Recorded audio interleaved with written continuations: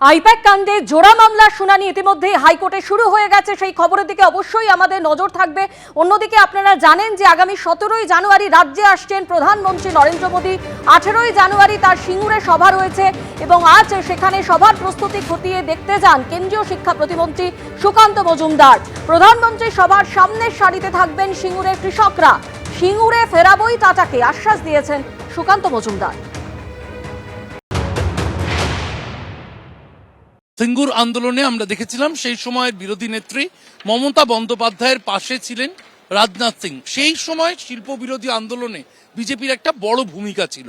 আজকের দিনে দাঁড়িয়ে বিজেপি যখন পশ্চিমবঙ্গে শিল্পায়নের আপনারা দাবি রাখছেন, সেই সময় কি মনে হচ্ছে সেই দিনের আন্দোলনের সঙ্গ দেওয়া ভুল ছিল? দেখুন, সেই সময় আমরা এনডিএর পার্ট ছিলাম, অর্থাৎ মমতা বন্দ্যোপাধ্যায় এনডিএতে ছিলেন।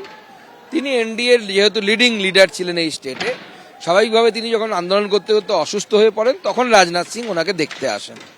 তার সাথে আমাদের শিল্প ভাবনার কোনো মিল নেই। তার কারণ হচ্ছে এখান থেকে যখন টাটারা ফেরত গেলেন, তো আমাদের যদি সেই শিল্প ভাবনার যদি মিল থাকতো মমতা বন্দ্যোপাধ্যায়ের সাথে শিল্প ভাবনার, তাহলে পরে তো আমরা গুজরাটে তাকে ঢুকতে দিতাম না। আমরা কি করলাম, গুজরাটে তো বিজেপির সরকার ছিল, নরেন্দ্র মোদীর সরকার ছিল, উনি মুখ্যমন্ত্রী ছিলেন, তাকে আমরা নিয়ে গেলাম, টাটাকে নিয়ে গিয়ে সেখানে শিল্প স্থাপন হলো। এবং সেই সময় রতন টাটার, সেই স্বর্গীয় রতন টাটার সেই বিখ্যাত যুগান্তকারী উক্তি যে I have chosen good M in place of bad M. প্রধানমন্ত্রীর মাধ্যমে কি আপনারা রাজ্যকে 2026-এ শিল্পের দিশা দেখাতে চাইছেন রবিবার সিঙ্গুরের সভা থেকে? দেখুন, মাননীয় প্রধানমন্ত্রী আমাদের সর্বোচ্চ নেতা, তো স্বাভাবিকভাবে তিনি কি বলবেন সেটা তো আমার পক্ষে বলা সম্ভব নয়।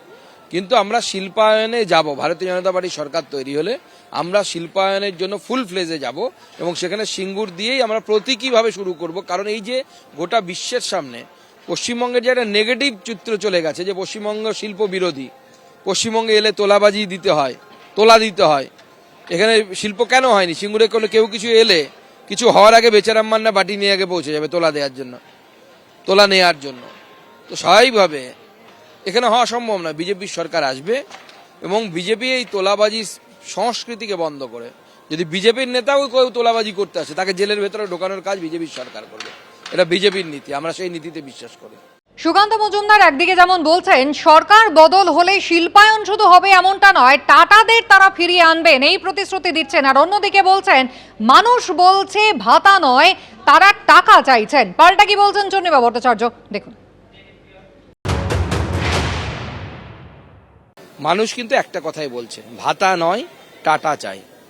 টাটা মানে শিল্প, ভাতা নয় টাটা চাই, শিল্প চাই। শিল্প আসবে, নরেন্দ্র মোদীর হাত ধরে আসবে। নরেন্দ্র মোদীর সরকার পশ্চিমবঙ্গে যেদিন গঠন হবে সেদিনই আমরা আমাদের শিল্পের ব্যাপারে আমরা আমাদের প্ল্যানিং বলবো আপনাদেরকে, এবং শিল্প হবে। এবং আমি নিজে দায়িত্ব নিচ্ছি টাটার কর্মকর্তাদের সাথে কথা বলার জন্য। আমি প্রয়োজনে নিজে যাব, আমাদের রাষ্ট্রীয় নেতৃত্বের সহযোগিতায় আমরা টাটাকে এখানে ফেরত আনবো। সিঙ্গুর টাটাবিহীন হয়েছিল, আবার টাটা যুক্ত হবে। একথা যত কম বলেন ততই ভালো।